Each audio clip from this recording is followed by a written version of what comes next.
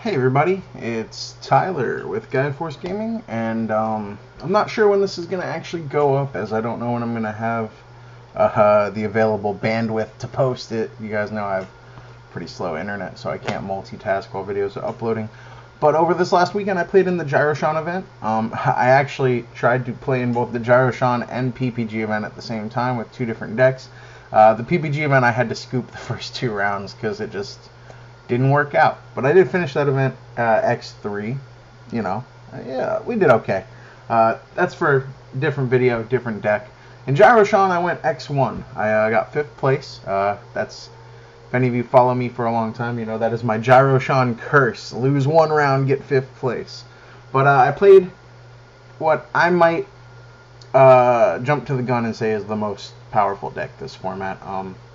As you guys know, I've played a lot of the yellow hybrid with purple eggs. I think that deck is incredibly strong. In the PBG, I did play Christmas hybrid. I also think that deck is very strong. In Gyroshan, I played blue hybrid. And I played a particular version of blue hybrid that I think is, at worst, a 50-50 matchup with decks in the meta, and at best, I think you just do really well. It's very aggressive.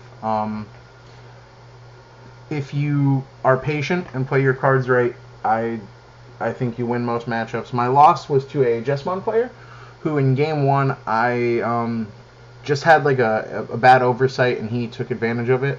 And in game 2 he drew the Jesmon nuts, which that's why you play Jesmon, right, guys? So without further ado, let's go through the deck and then we'll talk about matchups. And I'd say what I'd change, but I don't think I'd change much. The list itself is, from what I've seen other big players playing in this style of deck, I don't know if the people are comfortable with me saying who they are because they might have other stuff going on. But I was watching a lot of people test play, and a lot of other people picked up the deck after watching them test play.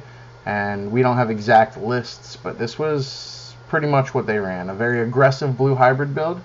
The deck excels in kind of waiting and then winning. So it's a lot of stun, it's a lot of tempo in your favor, and without further ado, this is the deck. For the eggs, we play 1 Upamon and 4 Kiarumon. The reason the 4 Kiarumon is because, like I said, you're setting up more so than being the aggressor. When you have just like a floodgate sitting on the field, this is going to get you more advantage than the Upamon. The Upamon, though, is still very strong. You still want to see it, absolutely. So we run 5 eggs, and you will probably go through all 5 eggs. So for rookies, we have 4 Pokemon. Card is insane in aggressive hybrid strategies, or in strategies where you need to see your pieces. Where you want to set up Tamers and rookies, very good. And when you want to save up to win the game.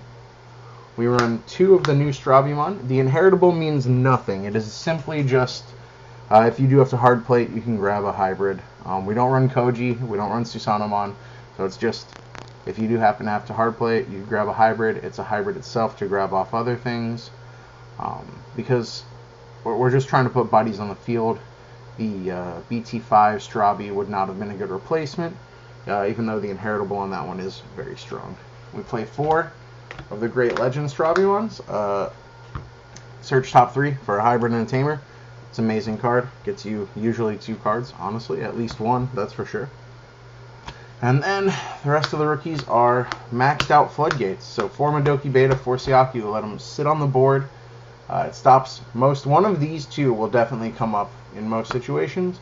You want to always have them, usually over a Kiarumon, so that they're just sitting on the board, keeping your opponent from getting too much advantage and letting you draw cards off your Kiarumon until you need to swing with them. That's all the rookies. For champions, we just play a 4-4 split of the new hybrids. So we have 4 Kumamon, 4 Korikaku. Korikakumon is cracked. Just absolutely an insane card. Kumamon is good to help you draw off Upamon. It can also evolve off your rookies and still get the effect instead of evolving off Tamers if you need to. If you need to do any sort of early aggressing, those are the champions. For the ultimates, for Beowulfmon, it lets you if you need to poke something or stun something, there were a lot of games where as your opponent starts to get some tempo going, you evolve your Tamer into a Kumamon, draw a card, evolve the Kumamon to Korkaku for 1, stun something, and then evolve that into Beowulfmon to swing and bounce something. Usually swing into a suspended thing, bounce something else. You want to just keep your opponent from doing anything. If the security doesn't feel like an absolutely safe swing, you just don't swing. You swing at them unless you absolutely need to swing at security.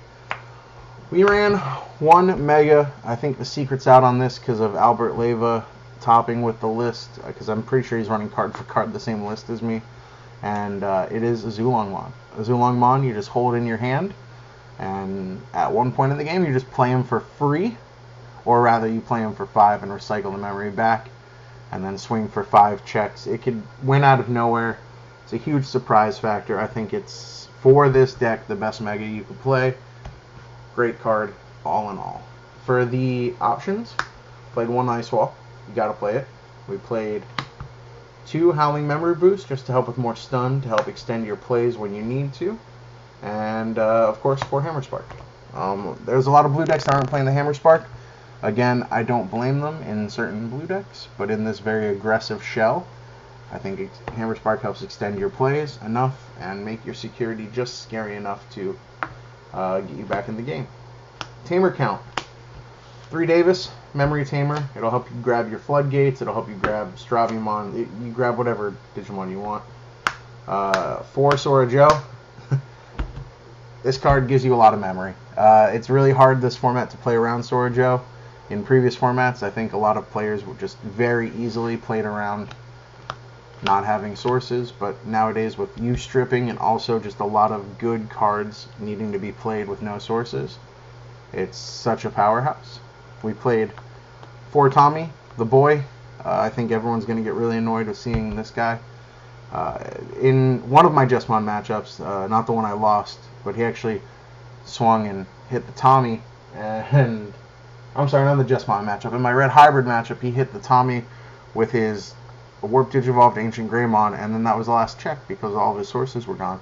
So he had no more additional security checks, and just fun interactions like that. And the last Tamer, we ran a single starter deck mat. He creates some cool thresholds. If you go to 3, and then with this and this, 4, 5, 6, it lets you play 3 hybrids over Tamers per game, which came up more than you would think. So all in all, that's the Blue Hybrid Rush, very aggressive deck. I think that this might be very akin to the Rookie Rush of this format in terms of if it can fly away with the game, it will. I don't think it bricks nearly as much as some people might think it might, just because you're waiting. It plays like a hybrid deck would, but when it decides to turn on the gas, it's just very effective. I think it's a very fun and rewarding deck to play. It is very easy to misplay with, not in the sense of playing your cards wrong, but in the sense of playing the matchup wrong. And maybe at some point I could go into further detail on that, but you have to know like which matchups you want to be the aggressor and which matchups you want to be aggressed in order to get that advantage, if that makes sense. But anyway, came 5th place at Jaroshan's tournament. Always a good time. My matchups, just real quick for everyone. I played against Yellow Hybrid round 1, and I won 2-1. I played against Red Hybrid round 2, the Ancient Greymon version. I got that one 2-0. In round 3, I played against Jesmon, and they got me 0-2 again. They capitalized on an oversight I made. I played the matchup wrong, like I was just saying. It wasn't necessarily a misplay that I made, but I played the matchup a little incorrectly in game 1, and in game 2 I just got absolutely crushed by Jesmon. In round 4 I played against Cherubimon. I got that one 2-0 as well. Round 5 I played against Jesmon again, and I got that one 2-0. And in the final round I played against the Yellow Hybrid deck again, and I did end up getting that one 2-0 as well. It was my first time playing the deck. I went in with no play testing for this deck, and I had a great time. Try out Blue. Blue is a very valid, strong option in this format. In case you guys haven't known, it's one won one of the PPG regionals. It's performing pretty well. I think people realize it. Blue has been pretty popular, but I think this version specifically, the very aggressive rush version, I say that, but you're not like swinging every turn. Just very low curve. It can take games by surprise.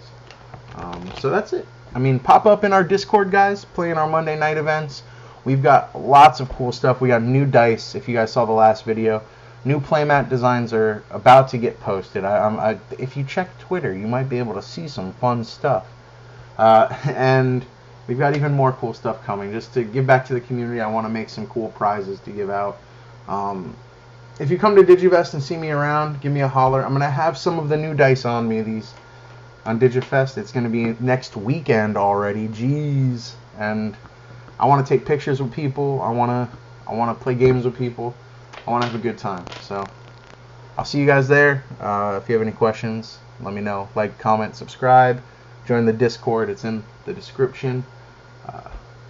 Love you guys. Bye.